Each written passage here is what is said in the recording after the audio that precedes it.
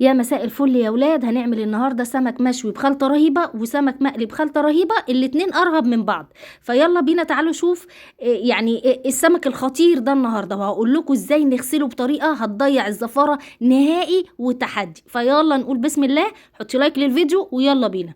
جبت السمك بتاعي متنضف، يا دوبك شطفته كده وهبتدي اغسله بالفرشه، وبعدين هحط معلقه كبيره ملح، معلقه كبيره دقيق، معلقه كبيره خل، وليمون كتير بقى، يعني ليمونايه كبيره من القضاليا دي، يا اما ليمونتين 3 4 5 من الليمون العادي.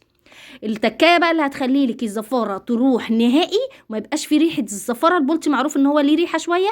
كام عود بقى كده، يعني 4 5 تعواد قرنفل، وحطي بقى في التتبيله اللي احنا عملناها دي وسيبيه في الخلطه دي يعني حوالي ربع ساعة، مش اكتر من كده. بعد كده اشطفيه كويس جدا جدا، هيبقى معاكي زي الفل. راس توم متقشرة، 3 4 قرون فلفل، حطيت بقى ملح وفلفل وكمون وكزبرة وجنزبيل وكاري، معالق صغيرة، معلقة كبيرة خل زي ما احنا شايفين كده، وليمونة بقشرها متقطعة شرايح وشايلة منها البذر، وعصوري بقى ليمون على قد ما تقدري، ومعلقة كبيرة مستردة هتخليلك التتبيلة في حتة تانية خالص. تمام. بعد كده بقى، بعد ما شطفت، شايفين الخلطه اللي احنا عملناها اللي فيها القرنفل خلت السمك زي القشطه، قشطه كده زي ما بقولك، ولا ريحه ولا اي حاجه، قشطه. المهم انا كنت مقرره ان انا هعمل 2 مقليين و2 مشويين. ف يعني بحب اشرط اللي هقليها كده عشان السمكيه ما شاء الله كبيره فتستوي. الخلطه بقى شايفين ما شاء الله، والله تتغمس برغيف تفتح النفس. حشيت بقى السمك بتاعي، بصوا الجمال يا سيدي على الجمال. صلوا على النبي كده واعملوا لايك للفيديو وقولوا لي ايه صلى الله عليه وسلم كده في الكومنتات. المهم تبلت السمك بتاعي، واقل حاجه سيبيه ساعه، عايزه تسيبيه اكتر من كده براحتك.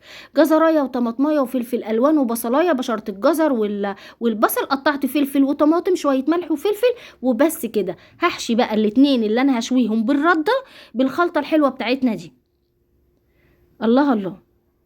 عايزه اقول لكم بقى السمك ريحته جميله، التتبيله مفيش ريحه زفاره ابدا ابدا لو غسلتوه بالطريقه اللي انا قلت لكم عليها. شويه رده بقى واعفر بيهم الدقيق بتاعي، اعفر بيهم السمك بتاعي دقيق ايه مش عارفه.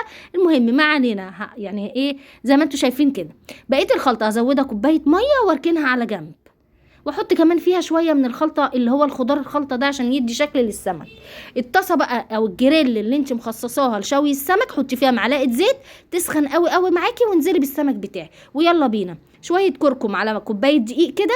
هفضي بقى السمك بتاعي من الخلطه شويه وابدره من جوه ومن بره بالدقيق. واحنا بنعمل بالدقيق كده ما ننساش السمك عشان ما يتحرقش مننا على النار كده واحنا عمالين نتكلم. فالمهم قلبته على الناحيه التانية، وبعدين بقيه الدقيق اللي انا بدرت بيه السمك بتاعي حطيت عليه كوبايه ميه، وقعدت اقلب عشان يبقى معايا كده ايه زي ما احنا شايفين كده. طب انا ليه بعمل الخلطه دي او الخطوه دي؟ علشان الزيت بتاعي الدقيق ما يقعش فيه ويبوظ معايا. لا، الطريقه دي هتخلي لك الزيت يفضل معاكي لحد ما تقلي بيه كذا مره كمان.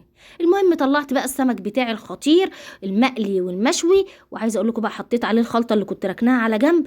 وبقى بصوا الجمال، مش قادره اقول لكم، طعم وريحه مفيش زفاره ابدا ابدا. جربوا التكات اللي قلت لكم عليها النهارده.